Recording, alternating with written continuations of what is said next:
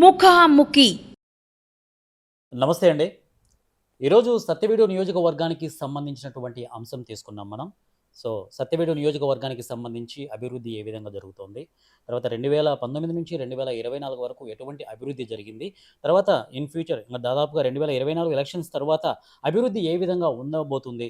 అనే అంశంపై మాట్లాడడానికి మనతో పాటు Shri Venkateswara university executive council member, అలాగే ఇంటర్మీడియట్ బోర్డు మెంబర్, అలాగే ఈ సత్యవేడు వైఎస్ఆర్సీపీ అబ్జర్వర్ మన ద్వారకానాథ్ రెడ్డి గారు, అంటే చింతల ద్వారకానాథ్ రెడ్డి గారు మనతో ఉన్నారు. సో ఈ అంశాలన్నీ మనతో మాట్లాడడానికి వారు రెడీగా ఉన్నారు. మరి వారిని అడిగేద్దాం. సార్ నమస్తే సార్.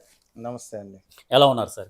బాగున్నాను, చాలా సో సత్యవేడు నియోజకవర్గానికి సంబంధించి మొట్టమొదటగా మనము ఈ అభివృద్ధి గురించి మాట్లాడుకుందాం. సో తప్పకుండా. సత్యవేడు నియోజకవర్గము గతంలో 2019 నుంచి 2024 వరకు సో ఆదిమూలం గారి సమక్షంలో ఎటువంటి అభివృద్ధి చోటు చేసుకుంది?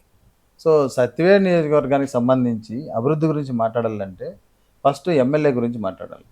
సో ఎమ్మెల్యే ఆదిమూలం గారు చాలా అభివృద్ధి చెందారండి. ఓకే. అభివృద్ధి చేయలేదండి, అభివృద్ధి చెందారు. అది ఏంటని మీకు డౌట్ రావచ్చు. ఆయన ఫ్యామిలీ, ఆయన కుటుంబము, ఆయన బంధువర్గము బాగా ఆర్థికంగా అభివృద్ధి చెందింది. నియోజకవర్గాన్ని గాలికి వదిలేశారు. కేవలం ఈరోజు సత్యవేడు నియోజకవర్గము ఎందుకు బాగుంది, ప్రజల్లో ఎందుకు మా వైఎస్ఆర్సీపీ పార్టీ బలంగా ఉంది అంటే జగనన్న, మన సీఎం గౌరవనీయులు సీఎం జగన్మోహన్ రెడ్డి గారు తీసుకొచ్చిన సంక్షేమ పథకాలు సచివాలయాల ద్వారా, వాలంటీర్ వ్యవస్థ ద్వారా ప్రజలకు అన్ని అందుతున్నాయి కాబట్టి సంక్షేమం బాగా 99% అందరికి అందింది. అభివృద్ధి అనేది ఎందుకు చేయలేదు అతను అంటే, ఏ ఎమ్మెల్యే అయినా సరే గెలిచిన తర్వాత సీఎం గారిను కన్సర్న్ మినిస్టర్ గారి దగ్గరికి వెళ్ళి మా నియోజకవర్గంలో ఈ పలానా సమస్యలు ఉన్నాయి, మాకు నిధులు విడుదల చేయమని చెప్పి అడిగి తీసుకొచ్చి నియోజకవర్గాన్ని అభివృద్ధి చేయాలి. కానీ ఆదిమూలం గారు తన సొంత మనుషులు, సొంత బిడ్డలు, సొంత కుటుంబము, అతను అభివృద్ధి చెందడం గురించే పాటుపడినాడు కాబట్టి 5 సంవత్సరాలు ప్రజల గురించి పూర్తిగా వదిలేసినాడు. గెలిచిన తర్వాత ఒక్క రోజు కూడా పల్లెల ముఖం చూసినాడు కాదు. అది ఎలా తెలుసు నాకు అని అడిగితే పల్లెల్లో తిరుగుతున్న ప్రజలే చెప్తున్నారు, నాయన మాకు ఏమైంది, ఈ విధంగా ఉన్నాయి, మీ రోడ్లు లేవు, డ్రైనేజీలు లేవు, సరైన నీటి సౌకర్యం లేదు. ఏమైందంటే ఎమ్మెల్యే గారు మాకేమీ చేయలేదు, శ్మశానాలకు దారి లేవు, ప్రతి విలేజ్ కి వెళ్తున్నాము, ఒక్కటే సమస్య, మాకు శ్మశానం లేదు, శ్మశానానికి దారి లేదు, మా ఊరికి దారి లేదు, మా ఊరికి దారి వేయించండి, ఈ సమస్యలు తప్పితే ఎవరు ఏమి అడగట్లేదు. ఇవన్నీ ఈ ఆదిమూలపు వలన ఈ వైఎస్ఆర్సీపీ పార్టీకి డ్యామేజ్ జరిగే అవకాశం ఉంది. 2014 ఎలక్షన్స్కి ఇప్పుడు రాబోతున్నాయి. మరి ఈ 2024 ఎలక్షన్స్ రాబోతున్నాయి. ఈ 2024 ఎలక్షన్స్ వల్ల అంటే ఈ ఆదిమూలం వలన వైఎస్ఆర్సీపీ పార్టీకి డ్యామేజ్ జరిగే అవకాశం ఉందా? నెక్స్ట్ ఇతను నూకతోటి రాజేష్ గారు ఎమ్మెల్యే అభ్యర్థిగా సత్యవేడుకు నిలబడుతున్నారు. మరి డ్యామేజ్ జరిగే అవకాశం ఉందంటారా? ఎట్టి పరిస్థితుల్లో డ్యామేజ్ కాదండి. ఈ ఆదిమూలం గారు టీడీపీ క్యాండిడేట్ గా సత్యవేడు కాన్స్టిట్యూన్సీ లో నిలబడడం వల్ల మాకు చాలా అడ్వాంటేజ్. ఎందుకు అంటే ఒక ఎమ్మెల్యే మా పార్టీ నుంచి గెలిచి అభివృద్ధి అనేది పట్టించుకోకుండా ప్రజలను గాలికి వదిలేసి ఈ రోజు టీడీపీలో నిలబడినారు. అదే ప్రజల దగ్గర నువ్వు పోయి మళ్ళీ ఓటు అడగాలి. ఏమని అడుగుతావండి? నేను ఏం అభివృద్ధి చేస్తానని చెప్పి ప్రజలు లేకపోతాం. ఇంతవరకు విలేజ్ అవి డోర్ టు డోర్ క్యాన్వాసింగ్ చేయడానికి అతనికి అవ్వడం లేదు. ఎక్కడికి పోయినా నిన్న బిఎన్ కండ్రిగ మండలంలో నిలిపేశారు. మాకు ఏం అభివృద్ధి చేసాం, మా గ్రామానికి వస్తున్నాం, మా గ్రామానికి రావడానికి లేదు, మహిళలు చట్టం నిలబడుకున్నారు. అదే విధంగా కేవీపీపురం మండలంలో నిన్న జరిగింది. ఎక్కడికి పోయినా సరే ప్రజలు నువ్వు మాకు ఏం అభివృద్ధి చేసావు మళ్ళీ వస్తున్నావు ఓట్లు అడగడానికి, నువ్వు ఏం చేసినావు చెప్పు. నేను అడుగుతున్నాను ఈ రోజు మీ సమక్షంలో, మీ టీవీ ద్వారా, ఆదిమూలం గారు మీరు సత్యవేడు నియోజకవర్గాన్ని 5 సంవత్సరాలు ఎమ్మెల్యేగా ఏం అభివృద్ధి చేశారో చెప్పండి. ఒక్కటి చెప్పండి మీరు చేసిన అభివృద్ధి, మేము ఒప్పుకుంటాం. అదే విధంగా మా అభ్యర్థి, మా సీఎం గారు సెలెక్ట్ చేసినటువంటి, మా పెద్దిరెడ్డి రామచంద్రరెడ్డి గారు బలపరిచినటువంటి, మా యువ నాయకుడు మిథున్ రెడ్డి గారు బలపరిచినటువంటి అభ్యర్థి అయినటువంటి వైఎస్ఆర్సీపీ ఎమ్మెల్యే క్యాండిడేట్ నూకతోటి రాజేష్ గారు చాలా మంచి వ్యక్తి, సౌమ్యుడు, చదువుకున్న వ్యక్తి. ఈ రోజు ప్రజలకి ఏం చేస్తే అభివృద్ధి చేయగలరు, సత్యవేడు నియోజకవర్గం ఎలా అభివృద్ధి చేయగలం అనేది ఒక ప్లాన్ ఉంది. ఎందుకంటే వాళ్ళ పెద్దమ్మ గారు గుమ్మడి కుతూహలమ్మ గారు 5 పర్యాయాలు ఎమ్మెల్యేగా, మినిస్టర్గా చేశారు. ఆమె వెనకంటే ఇతను కూడా అనేక ఎలక్షన్స్ లో పాల్గొన్నాడు. గంగాధర్ నెల్లూరులో అనుభవం ఉంది. ప్రజలతో ఎలా మమేకం కావాలి, ప్రజలకు ఎలాంటి సేవలు చేయాలి అనే ఒక ఐడియా ఉంది, అతనికి ఒక ప్లాన్ ఉంది. కాబట్టి మా క్యాండిడేట్ చాలా బెస్ట్, ఖచ్చితంగా విజయం సాధించబోతున్నాము. ఓకే. సో మున్ముందు అంటే దాదాపుగా ఈ 2024 ఎలక్షన్స్లో నూకతోటి రాజేష్ ఎటువంటి హామీలతో, ఎటువంటి అంశాలతో మీ ఎజెండా ఏ విధంగా ఉండబోతుంది సత్యవేడు నియోజకవర్గానికి సంబంధించి? ఓకే, మా సత్యవేడు నియోజకవర్గానికి సంబంధించి మా అభ్యర్థి అయినటువంటి నూకతోటి రాజేష్ గారు ఒక విజన్ ప్లాన్ చేసుకున్నారు. అతను కాన్స్టిట్యున్సీకి వచ్చి కూడా 2 నెలలు అయింది. కేవలం టికెట్ అనౌన్స్ చేశారు. టికెట్ అనౌన్స్ చేసిన తర్వాత కాన్స్టిట్యున్సీకి ఎంటర్ అయ్యాడు. ప్రతి విలేజ్ తిరిగాడు. ఎలాంటి అభివృద్ధి చేయాలని ఒక ప్లాన్ చేసుకున్నారు. మన గౌరవ ముఖ్యమంత్రి వర్యులు శ్రీ జగన్మోహన్ రెడ్డి గారు రాష్ట్రమంతా ఒక అజెండా రిలీజ్ చేశారు. మా పార్టీ అజెండా ఇది అని.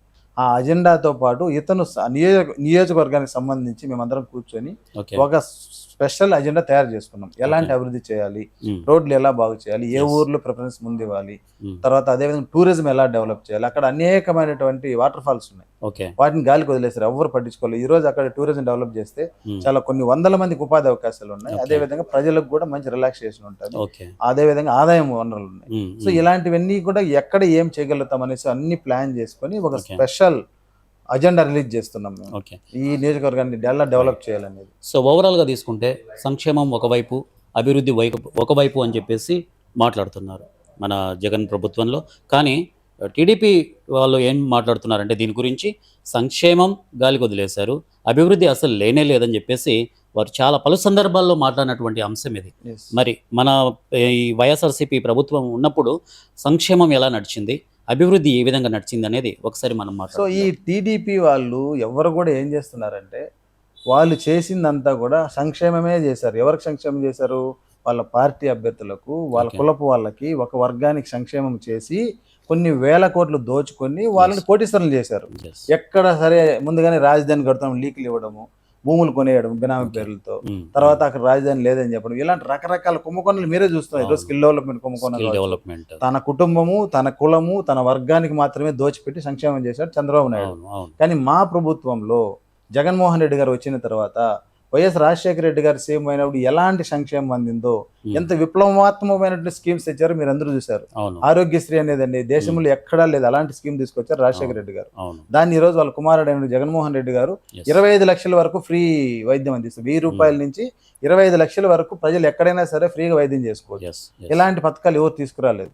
అదేవిధంగా విద్య గురించి అన్ని మంచి పనులు చేస్తున్నారు. కాబట్టి సంక్షేమం అనేది అభివృద్ధి అనేది రెండు ఒకటే నేను చెప్తున్నాను. ఎలా అని మీకు అడగచ్చు. సంక్షేమం అందితేనే పేదవాడు అభివృద్ధి చెందుతాడు. సో ఒక పేదవాడు పూరుగుడిసెలో నివసిస్తున్నాడు, వాడికి తరతరాలుగా వాళ్ళ నాన్న కావచ్చు, వాళ్ళ తాత కావచ్చు ఇల్లు కట్టుకోలేక ఒక పూరుగుడిసెలో ఉంటారండి. అతని ఇల్లు కట్టిస్తున్నాడు జగన్మోహన్ రెడ్డి గారు. అది అభివృద్ధి కాదా? అతని కుటుంబం అభివృద్ధి చెందట్లేదా? అతని కుటుంబం అభివృద్ధి చెందితే ఆటోమేటిక్ రాష్ట్రం అభివృద్ధి చెందదా? అదే విధంగా అతనికి పేయింగ్ కెపాసిటీ పెరుగుతుంది కదండి, కొనుగోలు శక్తి పెరుగుతుంది కదా. ఏ రోజైతే ప్రజలకు కొనుగోలు శక్తి పెరుగుతుందో ఆ రోజు రాష్ట్రం అభివృద్ధి చెందుతుంది, ట్యాక్స్లు వస్తాయి, దాని రూపంలో ఇంకా డెవలప్మెంట్ అవుతుంది. ఇవన్నీ కూడా ఏంటంటే విద్య మీద ఎందుకు జగన్మోహన్ రెడ్డి గారు అంత ఫోకస్ పెట్టారు? వాళ్ళు ఏం ఓటర్లు కాదు. ఈరోజు ఎలిమెంటరీ స్కూల్లో 10వ క్లాస్ వరకు, ఇంటర్మీడియట్ వరకు చదివే ఎవరికి ఓటు హక్కు లేదు. అయినా సరే ఎందుకు ఫోకస్ పెడుతున్నారంటే విద్య మీద మనం ఇన్వెస్ట్మెంట్ ఈరోజు పెడుతుంటే రేపు 10 సంవత్సరాల తర్వాత వాళ్ళందరూ కూడా మంచి విద్యతో బయటకు వచ్చి వ్యాపారాలు చేసి, ఉద్యోగాలు చేసి విపరీతమైన డెవలప్మెంట్ అవుతుంది ఆంధ్రప్రదేశ్. దాన్ని దృష్టిలో పెట్టుకొని సంక్షేమము అభివృద్ధి రెండు జరుగుతున్నాయి. వీళ్ళు కావాలని ప్రజల్ని తప్పుదోవ పట్టించడానికి, కేవలం ప్రజలను తప్పుదోవ పట్టించడానికి మాత్రమే అభివృద్ధి జరగట్లేదు, సంక్షేమం అందట్లేదు. సంక్షేమం ఎక్కడ అందట్లేదు? విలేజ్ లేకపోదాం. ఎవరు ఆ విమర్శలు చేసిన వాళ్ళు రమ్మని చెప్పండి. నేను ఈరోజు డోర్ టు డోర్ తిరుగుతున్నాం, సత్యవేడి కాన్స్టిట్యూన్సీ మొత్తం తిరుగుతున్నాం, పుంగనూరు కాన్స్టిట్యూన్సీ అంతా తిరుగుతున్నాం. ఎందుకంటే మా నేటివ్ ప్లేస్ పుంగనూరు కాబట్టి. సో ఎక్కడికి వెళ్ళినా సరే ఏ విధిలేకన్నా వెళ్ళండి, అమ్మ మీ ఇంటికి ఈ పథకాలు చేరినాయంటే అయ్యా అన్ని మాకు చేరినాయ్యా, మాకు జగన్మోహన్ రెడ్డి గారు మా కొడుకు, మా మనవడు, ఆయనే సీఎం కావాలి ఖచ్చితంగా చెప్తున్నారు ప్రజలు. 1% కూడా ఎక్కడ కానీ డీవియేషన్ లేదు. అర్హత ఉన్న వాళ్ళందరికీ అర్హత ఏంటంటే కేవలం ఈ ఇన్కమ్ బేస్డ్ చేసుకుని అర్హత ప్రమాణాలు నిర్ణయించారు. కులం గాని, మతం గాని, ఏమి పార్టీ గాని చూడకుండా ఇస్తున్న సంక్షేమ ప్రభుత్వం ఇది ఒక్కటే. తర్వాత ఈ రైతు భరోసా కానివ్వండి, తర్వాత ఈ ఎడ్యుకేషనల్కు సంబంధించి ఈ గవర్నమెంట్ స్కూల్స్ ఏ విధంగా డెవలప్మెంట్ చేశారు నాడు నేడు కింద, అలాగే వైద్య రంగ పరంగా హాస్పిటల్స్, ఈ సత్యవేడు కాన్స్టిట్యుయెన్స్లో హాస్పిటల్స్ని ఏ విధంగా అభివృద్ధి చేశారు ఈ 2019 నుంచి 2024 వరకు. సో ఇవన్నీ కూడా నాడు నేడు స్కీమ్ అనేది ప్రభుత్వం పరంగా జగన్మోహన్ రెడ్డి గారు ఒక స్కీమ్ తీసుకొచ్చారు. మన నవరత్నాల్లో ఉంది. దాని ప్రకారంగా స్కూల్స్ను అదేవిధంగా హాస్పిటల్స్ని ఆ స్కీమ్ కింద తీసుకొచ్చారు. ఆ స్కీమ్ ఏంటంటే గతంలో ఎలా ఉన్నాయి స్కూల్స్, హాస్పిటల్స్ మీరు చూశారు, నేను చూశాను. స్కూల్స్, గవర్నమెంట్ స్కూల్స్ అంటే ఒక చిన్న బిల్డింగ్ ఉంటుంది, దాంట్లో ఏమి సౌకర్యాలు, ఫ్యాన్లు ఉండవు, లైట్లు ఉండవు, పెయింట్లు ఉండవు, బోర్డు ఉంటుంది, బ్లాక్ బోర్డు అంతే, కింద కూర్చోడానికి బల్లలు ఉండవు, తర్వాత టాయిలెట్స్ ఉండవు, తాగునీటి సౌకర్యం ఉండదు, కాంపౌండ్ వాల్ ఉండదు, ఏమీ లేకుండా ఉన్నదే గవర్నమెంట్ స్కూల్. అలా దానికి సింబలైజ్ చేసేశారు గతంలో ఉన్నటువంటి టీడీపీ గవర్నమెంట్లో చంద్రబాబు నాయుడు గారు 14 సంవత్సరాలు పరిపాలించాడు. ఏ ఒక్క గవర్నమెంట్ స్కూల్ను కూడా అభివృద్ధి చేసిన పాపాన్ని పోలేదు. సో జగన్మోహన్ రెడ్డి గారు ఖచ్చితంగా ప్రజల గురించి ఆలోచన చేసి సో నాడు నేడు స్కీమ్ అనేది తీసుకొచ్చి స్కూల్ బిల్డింగ్ నుంచి ఆ కాంపౌండ్ వాళ్ళు కట్టడము, ఓకే. మంచి పెయింట్లు వేయడము, అదేవిధంగా ఫ్యాన్లు బిగించడము, అదేవిధంగా కింద డెస్కులు విద్యార్థులు డెస్కులు అరేంజ్ చేయడము, వాళ్ళందరికీ కూడా తాగునీటి సౌకర్యం కల్పించడము, ఓకే. అదేవిధంగా బాత్రూమ్ సౌకర్యం, ముఖ్యంగా ఆడపిల్లలు చదువుకునే స్కూల్స్లో బాత్రూమ్స్ లేకపోతే ఎంత ఇబ్బంది అండి. ఎస్. బాత్రూమ్ సౌకర్యం కల్పించడము, వాళ్ళకు వేసుకునే షూలు, సాక్స్లు, బెల్టు, యూనిఫాము, పుస్తకాలు, బ్యాగులు, పెన్నులు, పెన్సిళ్ళు, మధ్యాహ్న భోజనము, చదువుకోవడానికి ట్యాబులు, అదేవిధంగా బైజూస్ కంటెంట్, ఇన్ని సౌకర్యాలు ఎక్కడ కల్పిస్తున్నారండి? వీళ్ళన్నా కనీసం 1వ తరగతి చదువుకున్న స్కూల్ అందరికీ ఇలాంటి సౌకర్యాలు కల్పించారు. అప్పుడే పుట్టిన పిల్లలకి కూడా ఒక స్కీమ్ పెట్టాడు, గోరుముద్ద అని. దాంట్లో కూడా పిల్లలు ఎప్పుడు కూడా మంచి బలమైన ఆహారం తీసుకొని పౌష్టికంగా బాగుండాలి, పౌష్టికాహారం బాగా తీసుకోవాలి, బలంగా ఉండాలనే ఉద్దేశంతో, ఎందుకంటే వాళ్ళ భవిష్యత్తు బాగుండాలని వాళ్ళకి కూడా ఒక స్కీమ్ తీసుకొచ్చాడు. సో ప్రతి వారం ఒక్కొక్క రోజు ఒక్కొక్క మెనూ కూడా క్లియర్ చేశారు. అక్కడి నుంచే మెనూ చేశారు. గతంలో ఎవరైనా ఇలా చేశారా? ఏదో వాళ్ళ ఫండ్స్ ఇచ్చామా, ఎవరు సగం తినేశారా, సగం పిల్లలకు పెట్టారు, ఇలాగే జరిగాయి. ఈ రోజు అలాంటి అవకాశమే లేదు. ప్రతి ఒక్కరు తంబేయాలి, వాళ్ళకి ఇస్తున్నటువంటి అన్ని తీసుకుని వెళ్ళాలి. పక్కాగా సిస్టమేటిక్ జరుగుతుంది, ఒక్కరికి కూడా డీవియేషన్ లేదు, పక్కాగా జరుగుతుంది. ఇవన్నీ కూడా అభివృద్ధే. ఈ రోజు స్కూల్స్ మీద పెట్టిన పెట్టుబడి కావచ్చు, హాస్పిటల్స్ మీద పెట్టిన పెట్టుబడి కావచ్చు, విద్యార్థుల మీద పెడుతున్నటువంటి పెట్టుబడి కావచ్చు, ప్రజల ఆరోగ్యం మీద పెడుతున్నది కూడా పెట్టుబడే. వీళ్ళందరికీ సంక్షేమం అందించి అభివృద్ధి చేస్తున్నారు. అదే విధంగా మీరు అడిగారు విద్య మీద ఎలాంటి, వైద్యం మీద ఎలాంటిది. 17 మెడికల్ కాలేజీలు ఒకేసారి కట్టిన చరిత్ర ఎవరికన్నా ఉంది ఇండియాలో. ఇండియాలో మన స్వతంత్రం వచ్చిన తర్వాత ఏ రాష్ట్ర ముఖ్యమంత్రి అయినా ఒకేసారి ప్రభుత్వ రంగంలో 17 మెడికల్ కాలేజ్, వాటికి అనుబంధంగా 17 హాస్పిటల్స్, 500 బెడెడ్ హాస్పిటల్స్. ఇవన్నీ అభివృద్ధి కాదండి? మన కళ్ళ ముందర కనిపిస్తున్నాయి కదా. 10 ఫిష్ పోర్ట్లు, అంటే ఫిషింగ్ హార్బర్, అదే విధంగా 4 పెద్ద పోర్ట్స్. ఎందుకు ఇవన్నీ చేస్తున్నాడు? వాణిజ్యం డెవలప్ అయితే ఆటోమేటిక్ ఆ రాష్ట్రం అభివృద్ధి చెందుతుంది. కోస్టల్ ఏరియాస్ మొత్తం డెవలప్ చేస్తున్నారు. సో ఇవన్నీ ఎందుకు చేస్తున్నారంటే ప్రజలకు డెవలప్మెంట్ ఇస్తున్నారు. మనకు జనాలకి ఏంటంటే టీడీపీకి సంబంధించినటువంటి మీడియా ఉంటది, ఒక వర్గాన్ని ఫోకస్ చేస్తూ అభివృద్ధి లేదు, సంక్షేమం లేదు కావాలని చేస్తున్నాం ఇవన్నీ. ఎందుకంటే మాకు అధికారం కావాలి, మేము దోచుకు తినాలి. సో వీళ్ళు చేస్తున్న అభివృద్ధిని జనాలు చూడకూడదు అనుకుంటాం. కానీ జనాలు వెర్రోళ్ళు కాదండి, జనాలు అన్ని అబ్జర్వ్ చేస్తున్నారు, వాళ్ళ చేతిలోనే ఉంది. ప్రతి మీడియా వాళ్ళ మొబైల్లో వస్తుంది, వాళ్ళు ఎవరు ఏం చెప్తున్నా అన్ని గ్రహిస్తున్నారు. సో మత్స్యకార ప్రజలు, అంటే మత్స్యకార గ్రామాలను తీసుకుంటే వైఎస్ఆర్సీపీ పాలనలో ఎలాంటి అభివృద్ధి నోచుకుంది, ఎలాంటి వాళ్ళను డెవలప్మెంట్ స్టేజ్లో తీసుకెళ్లారు? సో వాళ్ళందరి గురించి స్పెషల్గా ఆలోచన చేసి సీఎం గారు వాళ్ళ కోసం ఒక స్కీమ్ పెట్టారు, మత్స్యకార భరోసా. వాళ్ళకి సంవత్సరానికి కింద స్కీమ్ పెట్టి వాళ్ళకి సహాయం చేసి, ఆర్థిక సహాయం చేసి, వాళ్ళకి వలలు కావచ్చు, పడవలు కావచ్చు అరేంజ్ చేసి వాళ్ళు మత్స్య సంపదని పెంచి ఈ రోజు ఆంధ్రప్రదేశ్ ఎగుమతుల్లో చాలా పోటీ పడుతుంది. మత్స్య సంపద విపరీతంగా తీసుకొస్తున్నారు. వాళ్ళందరి కోసం ఈ 10 గాన ఫిషింగ్ హార్బర్ రెడీ అయితే మన ఆంధ్రప్రదేశ్ నెంబర్ 1కి వెళ్ళిపోతుంది ఫిషింగ్ ఎక్స్పోర్ట్స్ లో. ఇవన్నీ కూడా చాలా దూరదృష్టితో ఆలోచించే ముఖ్యమంత్రిగా డెవలప్ చేస్తున్నారు.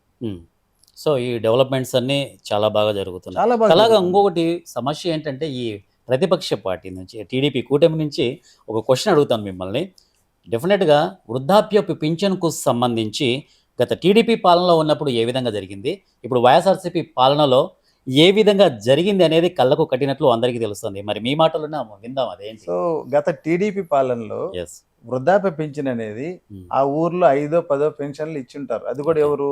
చంద్రబాబు నాయుడుకి సంబంధించిన మనుషులు జన్మభూమి కమిటీలు రికమెండ్ చేసి డబ్బులు తీసుకొని నీకు శాంక్షన్ చేస్తారు పెన్షన్.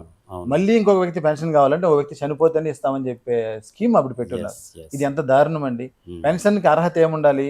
వయస్సు, ఆదాయము, ఇవి 2 అర్హత, లేదు వికలాంగులు అయితే వికలాంగులు, ఈ 3 అర్హత ప్రమాణాలకు తీసుకొని పెన్షన్ స్కీమ్ అనేది పెట్టాలి. కానీ ఎంత దారుణంగా నా పార్టీకి ఓట్లు వేసిన వాళ్ళే స్కీమ్ తీసుకోవాలి, కాబట్టి జన్మభూమి కమిటీల ద్వారానే మీరు ఇవ్వండి అని చెప్పి గత దారుణమైన రాక్షస పాలన సాగించారు. కానీ ఈ రోజు మా జగన్మోహన్ రెడ్డి గారు సంక్షేమ పాలనలో ఎలాంటి, మీకు తెలుసు కదా ఈ రోజు ఎలా వస్తుంది పెన్షన్ అనేది, ప్రతి అవ్వకు తాతకు అర్హత ఉన్న ప్రతి ఒక్కరికి 5 గంటలకు 1వ తారీఖు డోర్ తట్టి 3,000 రూపాయలు ఎత్తి అవ్వ చేతిలో పెడుతుంది. ఎంత సంతోషపడుతున్నారండి. ఖచ్చితంగా చెప్తున్నారు ఈ రోజు. అలాంటి స్కీమును కూడా ఈ రోజు వాలంటీర్లు ఏం తప్పు చేయకపోయినా సరే వాళ్ళ మీద మభ్య పెట్టి ఎలక్షన్ కమిషన్ కంప్లైంట్ చేసి అవ్వతాతలందరినీ ఎండలో క్యూలో నిలబెట్టి గ్రామ సచివాలయాలకు పోయాడు, 1 నెల చేశాడు. అందులో 40 నుంచి 50 మంది చనిపోయారు రాష్ట్రం అంతా. ఇది తీసుకోవడానికి, పెన్షన్ తీసుకోవడానికి వెళ్ళి ఆ ఎండకు భరించలేక దారుణమైన ఎండలో ఇబ్బందులు పడి ఎవరు దిక్కులున్న వాళ్ళు ఉంటారండి. ఎలా వెళ్తారు అక్కడికి? ఎలా వెళ్ళాలి? ఎలా రావాలి? అక్కడ సచివాలయానికి అందరూ పోయినప్పుడు వెయిట్ చేయాలి, తీసుకోవాలి. అలా చేసి వాళ్ళని 40-50 మంది చౌలు కారమైనాడు. నిన్నటికి నిన్న నిన్నటికి నిన్న కేవీబీపురంలో ఒక వృద్ధ మహిళ పెన్షన్ తీసుకోవడానికి వెళ్ళి బ్యాంకుకి వెళ్ళింది. ఈ నెల ఏం చేశాడు, మళ్ళీ ఇంకో కుట్రబడిని మళ్ళీ ఎలక్షన్ కంప్లైంట్ చేసి ఎలక్షన్ కమిషన్ కి బ్యాంకులకి వేయండి, సచివాలయంలో కూడా వేయకూడదు అని. ఆ ఎలక్షన్ కమిషన్ ఏం చేసింది, బ్యాంకులకి ఏమో రూల్ పాస్ చేసింది. సరే వాళ్ళు బ్యాంక్ అకౌంట్ కొట్టేశారు. వీళ్ళు పోయి తెచ్చుకోవాలి కదండి బ్యాంకులకి వెళ్ళి. బ్యాంక్ ఎక్కడ మండల కేంద్రంలో ఉంటుంది. సో 5 కిలోమీటర్లు 10 కిలోమీటర్లు వెళ్ళి ఆ ఎండలో ఉండి అక్కడ మళ్ళీ జనం ఎక్కువ ఉంటారు, వెయిట్ చేసి తీసుకొని వచ్చేటప్పుడు వడదెబ్బ 46 డిగ్రీలు సెంటిగ్రేడ్ అండి ఈ రోజు ఎండ. వడదెబ్బ కూడా ఒక ముసలాం నేను చనిపోయింది. ఎవరండి బాధ్యులు దానికి?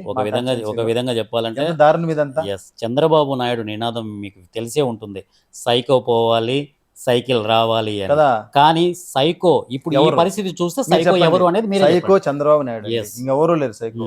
ఎందుకంటే 60 ఏళ్ళు దాటిన వృద్ధులు, 45 ఏళ్ళు దాటిన వితంతు మహిళలు, వికలాంగులు ఏం పాపం చేశారండి? పెన్షన్ తీసుకోవడంలో తప్పు ఉందా? ప్రభుత్వం అమలు చేస్తున్న స్కీమే కదా అది. 5 సంవత్సరాలు లేని సమస్య ఈ రోజు ఈ నెల వచ్చింది నీకు సమస్య. ఈ 5 సంవత్సరాలు ఎందుకు కంప్లైంట్ చేయలేదు నువ్వు? వాలంటీర్లు ఇవ్వకూడదని. కేవలం కుట్రపూరితంగా వాలంటీర్లని కంట్రోల్ చేసేయాలి, ఆ వ్యవస్థే ఉండకూడదు. ఎందుకంటే వాళ్ళకి ఇంటికి సేవలు అందుతున్నాయి, ప్రజలు ఇబ్బంది పడరు కన్నా బాగుండారు. ప్రజలు ఇబ్బంది పడితే ఇతను రాజకీయంగా ఉంటుంది, అది అతని కుట్ర. అతని మనస్తత్వం తెలిసింది కదా. ప్రతి అవ్వాతాత ఒకటే కోరుకుంటున్నారు, చంద్రబాబు పోవాలి జగన్ రావాలి, చంద్రబాబు పోవాలి జగన్ రావాలి. ఈ రోజు అదే మాట్లాడుతున్నారు. ఓకే, చంద్రబాబు పాలనా హయాంలో దాదాపుగా ఈ జన్మభూమి కమిటీలు మిగతావన్నీ ఏవో పథకాలన్నీ తీసుకొచ్చారు. ఆయన జరిగినటువంటి సంక్షేమంలోను, తర్వాత మీ వైఎస్ఆర్సీపీ పార్టీలో ఉన్నటువంటి హామీ పథకాలు, తర్వాత సంక్షేమ పథకాలు, ఈ రెండు బేరేజ్ వేసుకుంటే మీ మాటల్లో చెప్పండి, అసలు ఏది పర్ఫెక్ట్గా ఉంది, జనము ఎక్కువగా ఆమోదించినటువంటి ఆ సంక్షేమ పథకాలు ఏంటి? సో ఈ రోజు బేరీజ్ వేసుకోవడానికి అవకాశమే లేదండి. వాళ్ళు 600 హామీలు ఇచ్చారు, మేనిఫెస్టో ఎక్కడో దాచారో తెలియదు. మేనిఫెస్టో దాచిపెట్టేసి ఆఫీసులో లేదు, వెబ్సైట్ లో లేదు. ఎందుకు అంటే ప్రజలు ఎవరైనా మేనిఫెస్టో చూసి ఈ స్కీమ్ ఏమైనా అడుగుతారని 600 హామీలు ఇచ్చాడు. అబద్ధం హామీలు 2014లో ఇచ్చి ఆ రోజు జగన్మోహన్ రెడ్డి గారిని ఓడిపించి ఇతను ప్రజలను మభ్యపెట్టి నేను నిరుద్యోగ వృత్తి ఇస్తాను, అదేవిధంగా రైతు రుణమాఫీ చేస్తాను, డ్వాక్రా రుణమాఫీ చేస్తాను, ఇలాంటి 100 అబద్ధాలు చెప్పి హామీలు గుప్పించి సీట్లో కూర్చోగానే అన్ని మర్చిపోయాడు. ఎవరన్నా పోయి అడిగితే నాయి బ్రాహ్మణులు పోయి అడిగారు, మీరు అన్ని చెప్పారు కదా, హామీలు ఇచ్చారు కదా, మాకు ఏం చేశారంటే మీ తోకలు కత్తరిస్తా మీ కత్తిరితో అన్నాడు. ఒకళ్ళు కులాన్ని అవమానించాడు. అలా ప్రతి ఒక్కరిని దౌర్జన్యపూరితంగా బలవంతంగా పోలీసులను అడ్డం పెట్టుకుని నోరు తెరవకుండా చేసి పాలన సాగించి కోట్లు దోచుకున్నాడు, వాళ్ళ వర్గానికి దోచిపెట్టాడు, కులాన్ని దోచుకున్నాడు. కానీ అదే జగన్మోహన్ రెడ్డి గారి ప్రభుత్వంలో, ఈ సంక్షేమ ప్రభుత్వంలో ఒక్క రికమెండేషన్ లేదు. డైరెక్ట్ గా స్కీమ్ వదిలితే వాళ్ళ అకౌంట్ కి వెళ్ళడమే. అది కూడా అప్లై చేసేది కూడా ఎవరు అప్లై చేస్తున్నారు? వాలంటీర్ వెళ్ళి ఫామ్ ఫిల్అప్ చేసుకుని వచ్చి సచివాలయాల్లో వాళ్ళ గ్రామంలోని సచివాలయంలోనే అప్లై చేస్తున్నారు. అయిపోయింది ఆన్లైన్ లో. ఎవరు రికమెండేషన్ పని లేదు, ఎమ్మెల్యే దగ్గర పని లేదు, నువ్వు ఎంఆర్ఓ దగ్గర పోయే పని లేదు, ఎక్కడికి పోయే పని లేదు. ఇటువంటి గ్రామ స్వరాజ్యం తీసుకురావాలనేది గాంధీ గారి స్వప్నం. ఆ స్వప్నాన్ని నిజం చేసింది జగన్మోహన్ రెడ్డి గారు. ఇంకెవరైనా ఉన్నారు చెప్పండి మీరు? కరెక్టే. సో ఇంకొక విషయం ఏంటంటే సచివాలయాల గురించి ఒకప్పుడు విమర్శలు చేస్తాడు చంద్రబాబు. విమర్శలు చేసి ఇప్పుడున్న పరిస్థితి తరుణంలో డెఫినెట్గా మీకు వైఎస్ఆర్సీపీ పాలనలో సచివాలయ వాలంటీర్కి 5,000 మాత్రమే ఇస్తున్నారు, నా ప్రభుత్వం వస్తే, చంద్రబాబు పాలన వస్తే నేను 10,000కు పెంచుతానని చెప్పేసి మాట్లాడిన వైనం ఉంది. దీని గురించి మీరు ఏం అదే ఇప్పుడు అతను ఏంటంటే అతను రంగులు మారుస్తున్నాడు. ఓసర వెళ్ళి మీకు తెలుసు కదండి, ఏ కలర్ కనపడితే ఆ కలర్ మారిపోతుంది. ఇతను చంద్రబాబు నాయుడు నైజం కూడా ఏంటంటే ఫస్ట్ ఏమనుకున్నాడు, వాలంటీర్లు విమర్శించేసి వాళ్ళ ఇంట్లో కట్టడి చేస్తే మనం ఏదో చేసుకోవచ్చు అని మభ్యపెట్టాలని ట్రై చేశాడు. ఇక్కడ వాలంటీర్లు ఎంత స్ట్రాంగ్ అంటే ఈ రోజు జగన్మోహన్ రెడ్డి ప్రభుత్వంలో మమ్మల్ని పైన చేయనప్పుడు మేము రిజైన్ చేస్తున్నాం, వాళ్ళందరూ వాలంటీర్ రిజైన్ చేసి మళ్ళా జగన్మోహన్ రెడ్డి గారిని సీఎం చేసుకోవడం మా లక్ష్యం అని చెప్పేసి పని చేస్తున్నారు. దీన్ని వాళ్ళు మళ్ళీ మంచి చేసుకోవాలా, మనం వాళ్ళ మీద ఎట్లంటే అట్లా మాట్లాడేసాము, వాళ్ళు ఇబ్బంది పెట్టామని నేను 10,000 ఇస్తానంటాడు. ₹1 ఇవ్వడు, వాలంటీర్ వ్యవస్థ ఉన్నాడు. ఇవన్నీ అబద్ధాలు, బూటక హామీలు అండి, అన్ని బూటక హామీలే. ఒకటి కారణం. సచివాలయాలు కూడా మూసేస్తాను స్టేట్మెంట్. వాళ్ళ ఎమ్మెల్యే అభ్యర్థి నిన్న ప్రకాశం జిల్లాలో స్టేట్మెంట్ ఇచ్చాడు, మేము సచివాలయాలు మూసేస్తాము కానీ మీ అందరికి ప్రైవేట్ కంపెనీలు ఉద్యోగాలు తీస్తామని సచివాలయ ఉద్యోగులు చెప్తున్నాడు. ఇది ఎక్కడన్నా అర్థమైంది? గవర్నమెంట్ ఉద్యోగాలు తీసుకెళ్లి సచివాలయాలు క్యాన్సల్ చేసి మళ్ళీ ప్రైవేట్ లో ఉద్యోగాలు ఇస్తారండి. ఎవరు నమ్ముతారండి ఇవన్నీ? సచివాలయ వ్యవస్థ వల్ల ఎవరికి నష్టమో, ప్రజలకు అందరికి మేలు జరుగుతుంది. దీని వల్ల ఎందుకు క్లోజ్ చేస్తాడు? మళ్ళీ పాత పద్ధతి తీసుకొచ్చి దోచుకోవడం కోసం. ఇవన్నీ క్లియర్ గా ప్రజలకు తెలుస్తున్నాయండి, మనం మాట్లాడుకోవాల్సిన అవసరం లేదు, అన్ని ప్రజలకు తెలుస్తున్నాయి. సో ఇదే అంశం మీద జనసేనాని పవన్ కళ్యాణ్ ఎన్నోసార్లు వాలంటరీ వ్యవస్థ పైన వాలంటీర్లను కించపరిచి మాట్లాడినటువంటి మాటలు కూడా మీకు గుర్తే ఉండి ఉంటాయి. సో అతని పేరు మీరు పవన్ కళ్యాణ్ అంటారు, మేము పిచ్చి కళ్యాణ్ అంటాం, ఎప్పుడో పెట్టేసామండి. ఎందుకంటే మీరు ఎక్కడైనా మీటింగ్ లో చూడండి, పిచ్చి పట్టిన వాళ్ళు ఊగినట్టు ఊగుతాడు, పిచ్చి పట్టిన వాళ్ళు మాట్లాడినట్టు మాట్లాడతాడు. అతను ఏది మాట్లాడినా అలాగే ఉంటాయి. అతని మాటలకు వాల్యూ లేదు. చంద్రబాబు నాయుడు అబద్ధాలు చెప్తాడు, పవన్ కళ్యాణ్ పిచ్చి మాటలు మాట్లాడతాడు. ఇద్దరు సరిపోయినారు. వాళ్ళ మాటలకు ఎవ్వరు ప్రజలు నమ్మరు. అది ఏమీ జరగదు. వాళ్ళు ఎప్పటికీ గెలవలేరు. వాళ్ళ పార్టీలు నిలబడే పరిస్థితే లేదు. వాళ్ళకి నిజంగా క్రెడిబిలిటీ ఉంటే, వాళ్ళ మీద ప్రజలకు నమ్మకం ఉంటే సింగిల్ గా పోటీ చేసి ఉండాలి. ఎందుకు అంతమంది 14 సంవత్సరాలు సీఎం గా నువ్వు పరిపాలించినప్పుడు ప్రజలకు ఎన్ని సంక్షేమ పదాలను అందించుంటే అవి ఈ రోజు ప్రజలకు చెప్పు, నిలబడు, గెలువు. నేను ఏమీ చేయలేదు కాబట్టి అభివృద్ధి అనేది చేయలేదు, నా కులాన్ని అభివృద్ధి చేసుకున్నా, నా ఫ్యామిలీ అభివృద్ధి చేసుకున్నాను కాబట్టి ప్రజల దగ్గర పోయేదాన్ని నీ మొహం లేదు కాబట్టి అతన్ని కలుపుకున్నావు, బీజేపీని కాళ్ళు పట్టుకుని కలుపుకున్నావు, ముగ్గురు కలిసి వస్తున్నారు. ఏం చేస్తారు? ముగ్గురు కలిసి వచ్చిన ప్రజల్లో ఉండాలి కదండి. ఈరోజు ప్రజల్లోకి పోతే ఎవరు మాట్లాడినా వైఎస్ఆర్సీపీ, జగన్మోహన్ రెడ్డి మాకు కావాలి, మాకు ఫ్యాన్ గుర్తే మాకు కావాలి. ఎందుకంటే ఆ విధంగా అన్ని సహాయం అందించారు. సరే, ఇవన్నీ వదిలేద్దాం. కరోనా 2 సంవత్సరాలలో ఈ 3 పార్టీలు ఎక్కడికి వెళ్ళి ఆంధ్రప్రదేశ్ లో ఏ ఒక్క నాయకుడన్నా వచ్చి ఒక్కరి దగ్గరికి వెళ్ళి నీ ప్రాణాపాయ స్థితిలో ఉండయా నేను సాయం చేస్తాను ఎవరైనా చేశారండి? ఒక జగన్మోహన్ రెడ్డి ఒక్కరే ఆంధ్రప్రదేశ్ వదలకుండా కూర్చొని కేవలం వాలంటీర్లు, సచివాలయ వ్యవస్థ ప్రజలను కాపాడి వైద్యం అందించింది, వాళ్ళకి కావాల్సిన ఆహారం అందించారు, ఎటువంటి ధైర్యం ఇచ్చారు. ఎవ్వరు కనీసం డ్రైవర్ కూడా ఇంట్లోకి పోకుండా పారిపోయినారు కరోనా వస్తే. అటువంటిప్పుడు వాలంటీర్ ఇంటికి డోర్ తట్టి అన్ని మందులు అందించారు. ఇలాంటి పాలన ఎవరు చేశారు? 2 సంవత్సరాలు జగన్మోహన్ రెడ్డి గారే కదా. మీరు ఎక్కడ దాక్కున్నారు? హైదరాబాద్ లో దాక్కున్నారు ప్రాణాలకు భయపడి. మీరా మాట్లాడే సంక్షేమం గురించి? తర్వాత ఇంకొక ప్రధానమైనటువంటి మాటలు అంటే, కేంద్ర ప్రభుత్వం నుంచి వచ్చే నిధులు అన్నీ తీసుకొని రాష్ట్ర పరంగా చూసుకుంటే వాళ్ళ పేరు పెట్టుకొని ఈ నిధులన్నీ చేస్తున్నారు, మంచి పనులు, అభివృద్ధి పనులు చేస్తున్నారు అని చెప్పేసి ఒక అపవాదం మీ మీద ప్రతిపక్ష పార్టీ వాళ్ళు, అదే టీడీపీ కూటమి వాళ్ళు చెప్పారు. సో దీనికి మరి మీరు అంటే ఈ స్పందన ఏ విధంగా ఉంది? అనిపిస్తుంది టీడీపీ కూటమి వాళ్ళు ఏంటంటే, ఇది దొరికేది ఇది అడిగారు, అది క్లారిటీ వచ్చింది, ఇది కాదని ప్రజలు గ్రహించడం, ఇంకో దాని మీద కూడా. సో సెంట్రల్ గవర్నమెంట్ నుంచి వచ్చే నిధులు ఏ రాష్ట్రానికైనా సరే మన ట్యాక్స్ నుంచి వాటా వస్తుంది. ఆ వాటాని తీసుకొని మన నిధులు కూడా కలిపి అభివృద్ధి చేస్తాం, మనం సంక్షేమ పథకాలు అందిస్తాం. దాంట్లో సపరేట్ గా ఏమి అందులో సపరేట్ గా ఏమి మనం చేయాల్సిన అవసరం లేదు. అందులో ప్రభుత్వం మన స్కీమ్, సపోజ్ ఏ ప్రభుత్వం అయినా సరే, రాష్ట్ర ప్రభుత్వం ఒక స్కీమ్ అనౌన్స్ చేస్తున్నప్పుడు సెంట్రల్ గవర్నమెంట్ గ్రాంట్స్ కూడా సమ్ పర్సెంటేజ్ వస్తాయి, అందులో నుంచి తీసుకొని మందు కూడా కలిపే చేస్తాం. దానికోసం సపరేట్ గా సెంట్రల్ గవర్నమెంట్ పేర్లు పెట్టాలని ఇవన్నీ తప్పుడు ఆరోపణలు అండి. అది 5 సంవత్సరాలు ఏమైనారు మరి అడగకుండా? సెంట్రల్ గవర్నమెంట్ ఏం చేస్తుంది? మా పేరు పెట్టమని అడగలేదే. అవన్నీ తప్పు. వీళ్ళు కావాలనే అవన్నీ ముందు తీసుకొస్తున్నారు. సో ఒక విధంగా తీసుకుంటే ద్వారకానాథ్ రెడ్డి ఎక్కడి నుంచి ఎక్కడికి స్టార్ట్ అయింది మీ రాజకీయ ప్రస్థానం? ఓవరాల్గా తీసుకుంటే ఎప్పుడు మీరు స్టార్ట్ చేశారు ఈ రాజకీయ రంగంలోకి రావాలన్న తలంపు మీకు ఎప్పుడు కలిగింది? సో ఎవరి అడుగులతో మీరు ముందుకెళ్తున్నారు? మాది రొంపిచెర్ల అండి, నేను పుట్టింది పెరిగింది రొంపిచెర్ల. అది ఎప్పుడు నేను చిన్నప్పటి నుంచి కూడా పీలేరు కాన్స్టిట్యున్సీలో ఉండేది. అప్పుడు కూడా మాకు ఎమ్మెల్యే గారు పెద్దిరెడ్డి రామచంద్ర రెడ్డి గారు. తర్వాత పుంగనూరు కాన్స్టిట్యున్సీలోకి మండలం మారినప్పుడు కూడా మాకు ఆయనే ఎమ్మెల్యే గారు. సో నేను డిగ్రీ చదివేటప్పుడే ఇక్కడ పెద్దిరెడ్డి రామచంద్ర రెడ్డి గారు చూసి, ఆయన నాయకత్వ లక్షణాలు చూసి ఇన్స్పైర్ అయ్యి, ఆయన అనుచరుడుగా ఆయన మీద అభిమానంతో ఆయనతోనే ప్రయాణం చేస్తున్నాను. తర్వాత డిగ్రీ అయిపోయి, పీజీ అయిపోయి, పిహెచ్డీ అయిపోయిన తర్వాత నేను అదే మా ఊర్లోనే కాలేజెస్ స్టార్ట్ చేశాను. ఆయన ఇన్స్పిరేషన్ తోనే. అది కూడా ఏంటంటే, పుట్టిన ఊర్లో కాలేజ్ పెట్టి డెవలప్ చేయి అని చెప్పితే ఆయన ఎంకరేజ్ చేయడం వల్ల అక్కడ junior college, degree college, teacher training college పెట్టి ప్రజలకు సేవలు అందిస్తున్నాము, విద్యాసేవ చేస్తున్నాము. అదేవిధంగా ప్రజాసేవలకు కూడా ఏంటంటే, మా మినిస్టర్ గారు పెద్దిరెడ్డి రామచంద్ర గారు మరియు మిథున్ రెడ్డి గారు, సో మనం చేస్తున్న పార్టీకి చేస్తున్న సేవలు, ప్రజలతో ఎలా ఉన్నాము, విద్యాసేవ ఎలా చేస్తాము అన్ని చూసి, తర్వాత ఎస్వి యూనివర్సిటీలో ఎగ్జిక్యూటివ్ కౌన్సిల్ మెంబర్గా అవకాశం కల్పించారు. అక్కడ కూడా మనం మన వంతు కృషి చేసి యూనివర్సిటీ డెవలప్మెంట్లో కావచ్చు, ఉద్యోగుల సమస్యలు కావచ్చు, చురుకైన పాత్ర పోషించి మంచిగా సాల్వ్ చేశాం. అది అయిన వెంటనే ఇంటర్మీడియట్ బోర్డులో కూడా మెంబర్గా అవకాశం కల్పించారు. రాష్ట్రంలో ఉన్నటువంటి ప్రైవేట్ కాలేజెస్లో మనం ఒక్కరినే అక్కడ ఇంటర్మీడియట్ బోర్డులో మెంబర్గా అవకాశం కల్పించారు. అక్కడ కూడా జూనియర్ కాలేజీకి సంబంధించి రాష్ట్రంలో ఏ సమస్య ఉన్నా కూడా మనం సాల్వ్ చేస్తున్నాం. ఆ విధంగా మనం విద్యాసేవ చేస్తున్నాం. ఇప్పుడు మనము మినిస్టర్ పెద్దిరెడ్డి రామచంద్ర గారు, అదేవిధంగా మిథున్ రెడ్డి గారు సత్యవేడి అసెంబ్లీ కాన్స్టిట్యున్సీని అబ్జర్వర్గా పంపించి అక్కడ గెలిపించే బాధ్యత నా మీద పెట్టారు. నేను దాన్ని సిన్సియర్గా చేస్తున్నాను. ఖచ్చితంగా మేము సత్యవేడి కాన్స్టిట్యున్సీని గెలుస్తున్నాం. సో పెద్దిరెడ్డి రామచంద్రారెడ్డి గారితోనూ మరి మిథున్ రెడ్డి గారితోనూ మీ సత్సంబంధాలు ఎలా ఉన్నాయి ఇప్పటికీ? అదే చెప్తున్నాను, గత 30 సంవత్సరాల నుంచి పెద్దిరెడ్డి రామచంద్ర గారు అనుచరులుగా ఆయనతోనే ఉన్నాం, ప్రయాణం ఆయనతోనే సాగుతుంది. అదేవిధంగా వాళ్ళ కుమారుడైనటువంటి డైనమిక్ లీడర్ పెద్దిరెడ్డి మిథున్ రెడ్డి గారితో కూడా ఇంకా సాన్నిహిత్యంగా వాళ్ళు చెప్పినవన్నీ కూడా మేము పాటిస్తూ, వాళ్ళ అడుగుజాల్లో నడుస్తూ, వాళ్ళ సూచనల ప్రకారమే ముందుకెళ్తున్నాము. అదేవిధంగా రాజకీయ భవిష్యత్తు అనేది వాళ్ళ చేతుల్లో ఉందండి. నేనేమి కోరుకొని నాకు ఇది కావాలని నేను ఎప్పుడు అడగను. వాళ్ళు ఆలోచన చేసి ఇతను ఏం చేయగలుగుతాడంటే అది అవకాశం కల్పిస్తే మేము ప్రజలకు సర్వీస్ చేయడం మేము రెడీగా ఉన్నాం. సో గతంలో ఒకానొక సందర్భంలో మీరు ఎమ్మెల్సీ సీట్‌ను కూడా తిరస్కరించారు. సో ఎందుకు తిరస్కరించాల్సిన అవసరం సో ఇది ఏమొచ్చిందంటారు? తిరస్కరించడం కాదండి. మ్మ్. మొన్న జరిగినాయి కదా, ప్రకాశం, మ్మ్. నెల్లూరు, Yes. తిరుపతి, మ్మ్. ప్రకాశం, నెల్లూరు, చిత్తూరు ఈ 3 Yeah. జిల్లాలు కలిపి ఒక కాన్స్టిట్యున్సీ. కాన్స్టిట్యూన్సీ. అందులో టీచర్ ఎమ్మెల్సీ అండ్ గ్రాడ్యుయేట్ ఎమ్మెల్సీకి జరిగే Okay. ఎలక్షన్స్. మ్మ్. మ్మ్. అప్పుడు ఈ 3 జిల్లాల్లో కూడా నా పేరు వినపడింది అందరికీ కూడా. ఎందుకంటే అందరూ వాళ్ళే చెప్పుకున్నారు. Right. కాలేజీల పరంగా నేను మ్మ్. రాష్ట్ర అసోసియేషన్ సలహాదారుడిగా ఉన్నాను ప్రైవేట్ కాలేజెస్లో. ఏ సమస్య వచ్చినా ముందుండి సీఎం గారి దృష్టికి తీసుకెళ్ళడం, పెద్దిరెడ్డి గారి దృష్టికి తీసుకెళ్ళడము, అక్కడ విజయవాడలో స్టేట్ కౌన్సిల్ ఆఫ్ హైయర్ ఎడ్యుకేషన్లో సమస్యలు సాల్వ్ చేయడానికి అలా ముందు ఉండడం వల్ల అందరూ అలా చేయాలని కోరుకున్నారు. జనాల్లోకి అది వచ్చింది. పార్టీ ఆఫీస్ నుంచి కూడా నాకు ఫోన్లు వచ్చినాయి, ఓకే. మీరు కంటెస్ట్ చేయమని.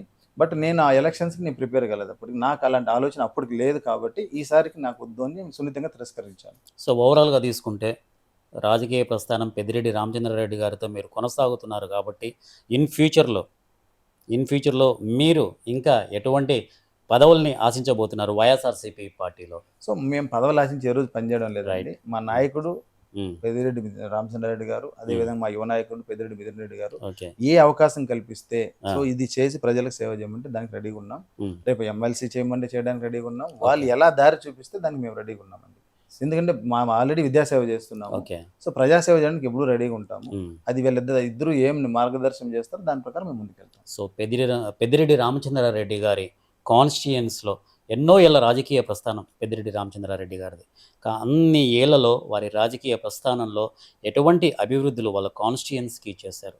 వాళ్ళ మా రాజకీయ constituency సేవలు అండి. ఏ విధంగా ప్రజలకు అందించారు? పెద్దిరెడ్డి రామచంద్రారెడ్డి గారి కాన్స్టిట్యున్సీ అంటే మాది రొంపిచెల నేటివ్ కదా. Yes, సొంత yes. నియోజకవర్గం పుంగనూరు. మ్మ్. మా నియోజకవర్గంలో ఏ విలేజ్కి వెళ్ళాము, ఏ మూలకు పోయినా మ్మ్. Tar road సౌకర్యము, okay. అదేవిధంగా విలేజ్ల్లో ప్రతి వీధికి సిమెంట్ రోడ్ సౌకర్యము, డ్రైనేజ్ సౌకర్యము, ప్రతి 10 ఇండ్లు ఉన్నా సరే ఒక ట్యాంకు మ్మ్. సురక్షితంగా మంచినీరు సౌకర్యం కల్పిస్తున్నారు. ఓకే. మా నియోజకవర్గంలో ఒక్క అభివృద్ధి పని కూడా పెండింగ్ లేదు. ఓకే. కొన్ని వందల కోట్లు ఈ 5 సంవత్సరాలు తీసుకొచ్చి మ్మ్. మా నియోజకవర్గాన్ని చాలా బాగా డెవలప్ చేశారు. అదేవిధంగా ఇప్పుడు బస్సులు తయారు చేసే ఫ్యాక్టరీ 8,000 కోట్లతో మనం పుంగనూరులో స్టార్ట్ చేయబోతున్నారు, Right. Germany company. ఓకే. అదేవిధంగా ఉపాధి అవకాశాలు కల్పిస్తున్నారు, మ్మ్. రోడ్లు, తాగునీటి సౌకర్యము అన్నీ కల్పిస్తున్నారు. అదేవిధంగా మ్మ్.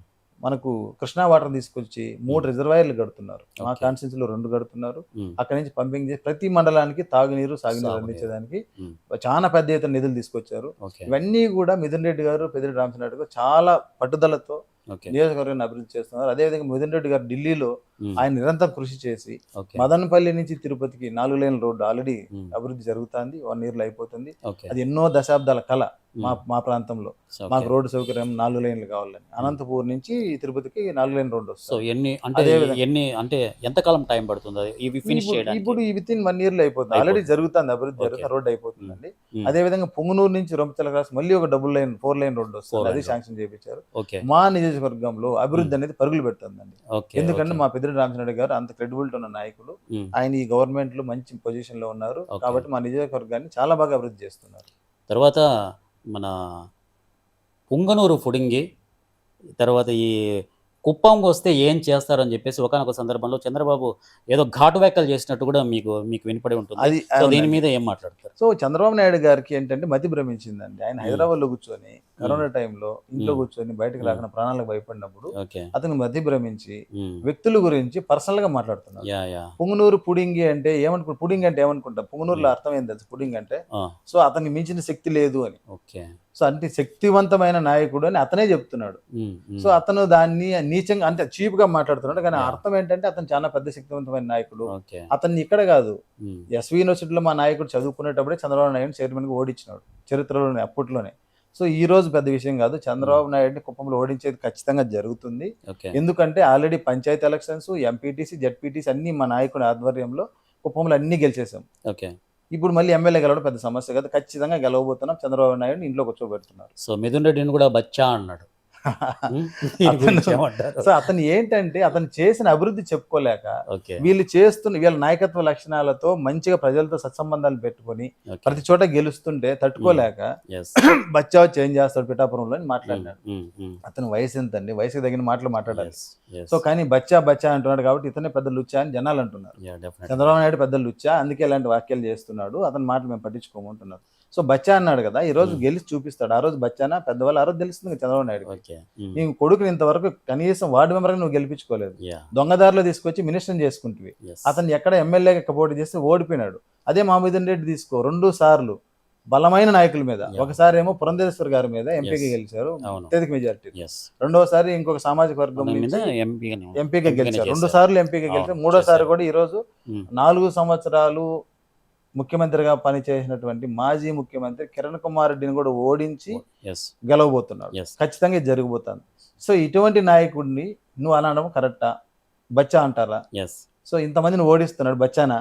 సో రేపు నిన్ను కూడా పుట్టాపురంలో ఓడిస్తాడు, అన్ని చోట్ల ఓడిస్తాడు. ఆ రోజు తెలుస్తుంది బచ్చానా. పిఠాపురం పరిస్థితి ఏంటంటారు? పిఠాపురంలో ఖచ్చితంగా గీతా గారండి. మీకు గీతా. ఎవరిని అడగ Yes. ఎవరిని అడగండి, పోయి మనం Yeah, మాట్లాడుకునేది లేదు. Mm. ఈ లేదు మీడియాలో చెప్పుకుంటారు మేము గెలిచేస్తాం ఓటింగ్ శాతం పవన్ కళ్యాణ్ కు పెరిగింది ఇది అని సో మాట్లాడుతున్నారు. ఇవన్నీ కానీ ఏంటంటే వైఎస్ఆర్సీపీ ప్రభంజనం ముందు నిలబడే సత్తా ఉందంటారా? అదే అండి, సంక్షేమ పథకాలు తీసుకున్న ఏ వ్యక్తి అయినా సరే ఓకే. సో పార్టీలు చూడట్లేదు. మా Okay. సీఎం గారు ఎలాగైతే పార్టీ చూడడం, కులం చూడడం, మతం చూడడం, సంక్షేమం అందించాడు, ఓకే. వాళ్ళు కూడా అదే చేస్తున్నారు. ప్రజలు కూడా మాకు సంక్షేమం అందింది, మాకు Hmm. అభివృద్ధి చెందుతున్నాం, మాకు ఒకటే party Jagan party, okay. Fan party YSR party, వేరే పార్టీ ఒక కన్నెత్తికో చూడట్లేదు. ఓకే. ఈ రేపు చూడండి వంగ గీత గారు ఎంత మెజార్టీతో గెలవబోతున్నారు. ఓకే. వీళ్ళన్నీ గాలికి మాటలు చెప్పుకుంటున్నారు.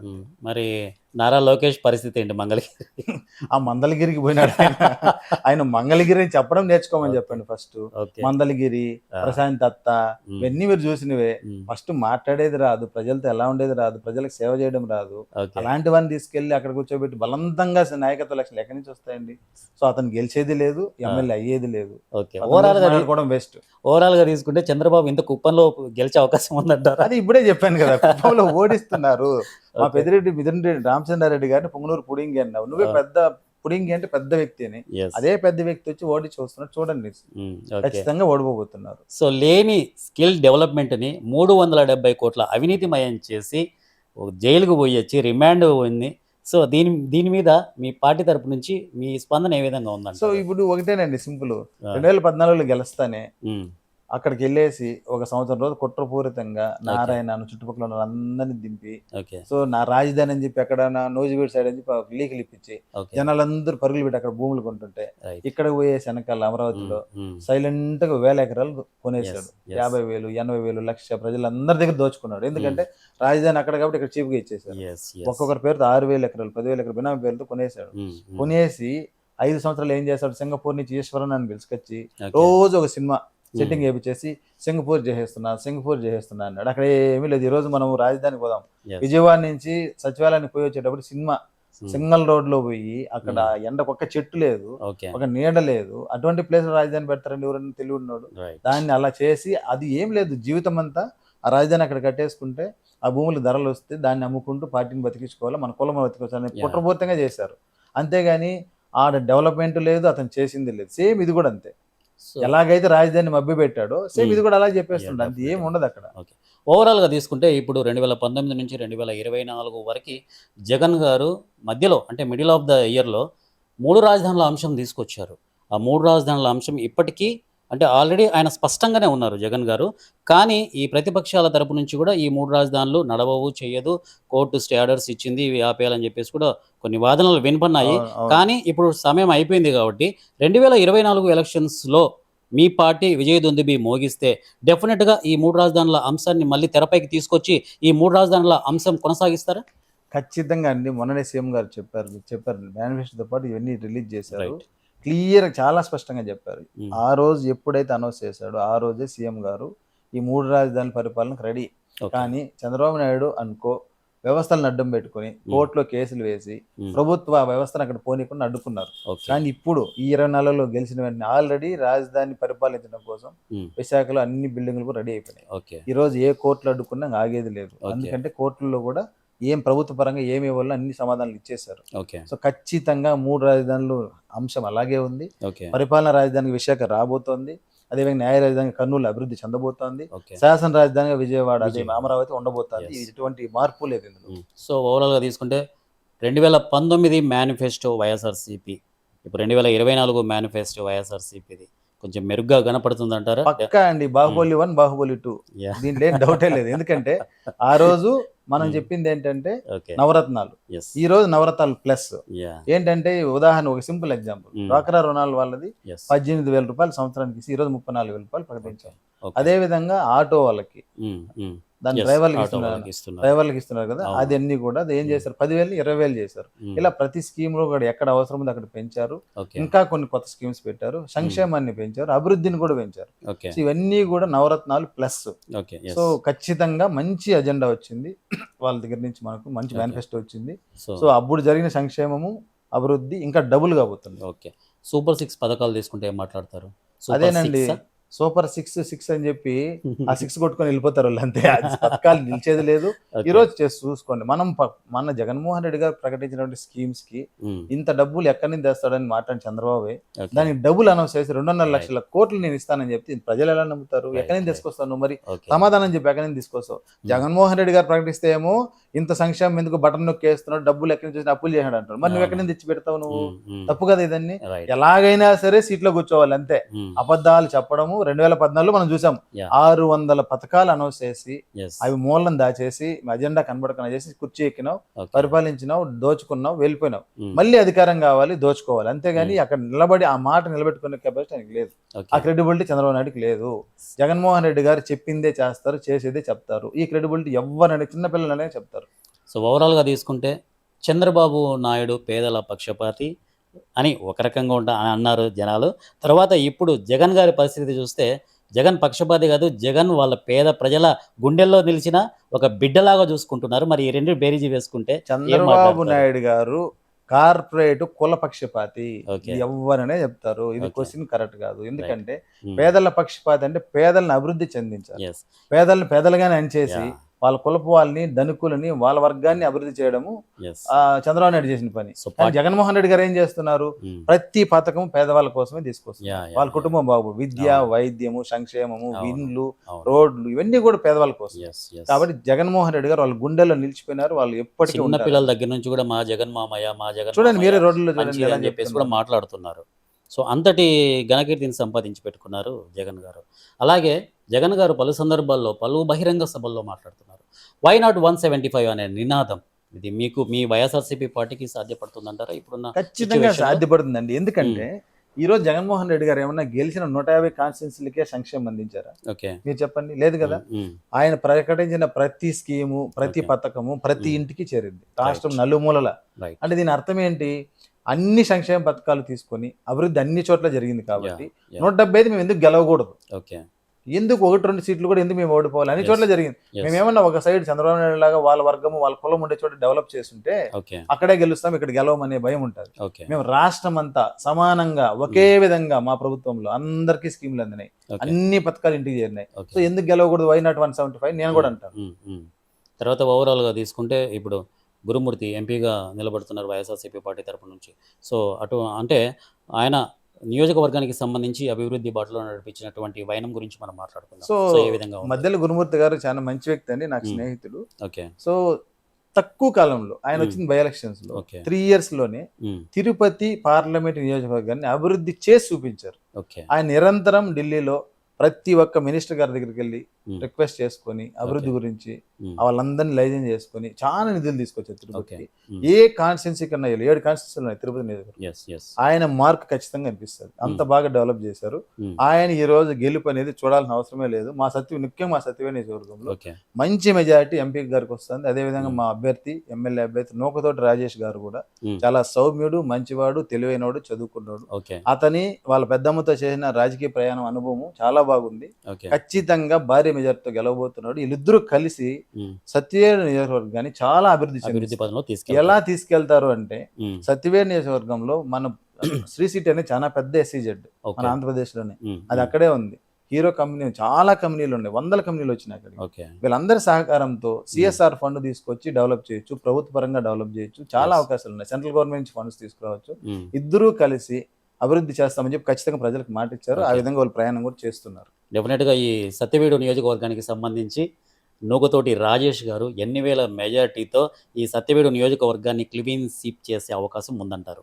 సో 2019లో ఉమ్, మా నాయకుడు శ్రీ వైఎస్ జగన్మోహన్ రెడ్డి గారు ప్రకటించినటువంటి ఓకే 3000 కిలోమీటర్ల పాదయాత్ర చేసి రైట్ ప్రజలతో కలిసి నడిచి వాళ్ళ సమస్యలు తెలుసుకొని ఉమ్, ఒక మంచి మేనిఫెస్టో రూపొందించి ఓకే ఏ వర్గం వాళ్ళకి ఎలాంటి సంక్షేమం అందిస్తే వాళ్ళు అభివృద్ధి చెందారని ఆలోచన చేసి ఒక మేనిఫెస్టో రిలీజ్ చేసి రైట్ అది ప్రజలకు అందరికి చెప్పి గెలిచి సీట్లో కూర్చొని ఆ మేనిఫెస్టోని ఖచ్చితంగా అమలు చేసి చూపించారు. రైట్ సో ఆ రోజు మేనిఫెస్టోని చూస్తే 151 సీట్లు ఇచ్చారు. అవును ఈ రోజు అది అమలు చేసి ఫలితాలు అనుభవిస్తున్నారు, ప్రజలందరూ తీసుకున్నారు. ఉమ్, ఈ రోజు ఇంకెంత గెలిపిస్తారని మీరు ఆలోచన చేయండి. అదే విధంగా అప్పుడు వచ్చిన మెజారిటీ 44,000 మెజారిటీతో గెలిచారు మా వైఎస్ఆర్సీపీ అభ్యర్థి. ఎస్ ఈ రోజు దానికి మించి మెజారిటీ 50,000 పైనే వస్తుందని ఖచ్చితంగా చెప్తాం. ఎందుకంటే ప్రతి వ్యక్తిని ఎవరినైనా ఏ విలేజ్ కన్నా వెళ్దాం. కానీ Okay. నేను వెళ్ళాను, ప్రతి విలేజ్కి వెళ్ళాను, ఉమ్, ప్రతి ఇంట్లో మాట్లాడుతున్నాను, అవ్వలు తాతలు ఆడవాళ్ళు మగవాళ్ళు అందరినీ మాట్లాడుతున్నాను. ఓకే అయ్యా మాకు అన్ని పథకాలు అందినాయి, ఉమ్, కేవలం ఎమ్మెల్యే నిర్లక్ష్యం, మాకు ఈ రోడ్డు లేదు, ఈ Okay. డ్రైనేజ్ లేదు, Okay. ఇవి తప్పితే శ్మశానం, ఓకే ఇలాంటి సమస్యలు తప్పితే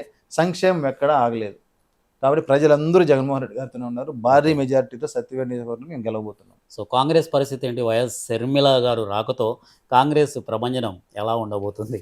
కాంగ్రెస్ అనేది మర్చిపోయి 10-15 సంవత్సరాలు అయిందండి. ఓకే. దానికి మళ్ళీ ప్రభంజనం కూడా అనే పదమే ఉపయోగం లేదు. ఎందుకంటే రైట్ ఈ కాంగ్రెస్ పార్టీ ఉమ్, కుట్రపూరితంగా రైట్ చీకట్లో లైట్లు ఆర్పి పార్లమెంట్లో బిల్లు పాస్ చేసి ఉమ్, ఆంధ్రప్రదేశ్ రాష్ట్రాన్ని విడగొట్టింది. ఎస్ ఆ రోజు విడగొట్టి తెలంగాణను అక్కడ పెట్టి యా మన ఆంధ్రాని కట్టుబట్టలతో 85,000 కోట్ల అప్పుతో మనల్ని వదిలేసింది. ఎస్ ఆ రోజు పార్లమెంట్లో ఇచ్చిన హామీ ఒక్కటి కూడా నిలబెట్టుకోలేదు. ఓకే తర్వాత వచ్చిన ఆ బిల్లు పాస్ చేయడము, తర్వాత గవర్నమెంట్ ఆ కాంగ్రెస్ అడ్రస్ లేకుండా పోయింది. Right. మనకు చేసిన మోసానికి దేశమంతా తెలిసిపోయింది, ఉమ్, పార్టీనే అడ్రస్ లేదు. Right. అటువంటి పార్టీ నుంచి ఈరోజు మళ్ళా వచ్చి ఉమ్, ఈ షర్మిలమ్మ చేసేది ఏముందండి? అక్కడ 1% కూడా ఆమె ఎఫెక్ట్ లేదు మాకు. ఓకే ఆమెను మేము పట్టించుకోవడం లేదు. ఓకే ఖచ్చితంగా మాకు ఏమీ ఇబ్బంది లేదు, మేము ఖచ్చితంగా గెలవబోతున్నాం. సో డెఫినెట్గా మా ఛానల్ తరపు నుంచి సత్యవీడు కాన్షియన్స్ నూకతోటి రాజేష్ గారు అలాగే ఎంపీ అభ్యర్థి గురుమూర్తి గారు ఒక ప్రభంజనం సృష్టించాలని కోరుకుంటున్నాం. ఖచ్చితంగా జరుగుతుందండి. వీళ్ళిద్దరు మంచి సహకారం ఉంది, ఇద్దరు మంచి మిత్రులు, ఎస్ మంచి యంగర్స్. ఓకే వాళ్ళిద్దరి జంటతో ఈ కాన్స్టిట్యున్సీని మంచి అభివృద్ధి పదంలో నడిపిస్తారు. ప్రజలు కూడా నమ్మారు. ఓకే అందుకే ఈ రోజు ఏ విలేజ్కి వెళ్ళినా బ్రహ్మరథం, ఓకే ప్రతి ఒక్కరూ పూలమాలలతో సన్మానం చేసి పిలుచుకో. మనం నువ్వు నేను గెలిస్తే విలేజ్కి పోతే మనకు సన్మానాలు ఓకే చేస్తారు. ఓకే ఇక్కడ అభ్యర్థులు వస్తుంటేనే సన్మానం చేసి పిలుచుకోబోతారు. Yes, కారణం ఏంటంటే కేవలం జగన్మోహన్ రెడ్డి గారు అందించిన సంక్షేమం అభివృద్ధి గురించే ప్రజలు అంత హ్యాపీగా ఉన్నారు. ఉమ్, ఈ రోజు ఏ ఇబ్బంది లేకుండా మంచి మెజార్టీతో గెలవబోతున్నారు. ఆ నియోజకవర్గం కూడా వీళ్ళిద్దరు చేతులు, ఇద్దరు చదువుకున్న వాళ్ళు. ఎస్ ఒక అతను డాక్టర్, ఇతను మంచిగా విద్యాభ్యాసం చేసి మంచి హైయర్ ఎడ్యుకేషన్ చదువుకున్నాడు. కాబట్టి వీళ్ళిద్దరి చేతుల్లో ఈ నియోజకవర్గం బాగా అభివృద్ధి చెందబోతుంది. Thank you sir, thank you so much. Thank you. మీ విలువైన సమయాన్ని మా 1TV న్యూస్కి కల్పించినందుకు మరొకసారి 1TV న్యూస్ యాజమాన్యం తరపు నుంచి మీకు ధన్యవాదాలు తెలుపుకుంటున్నాము.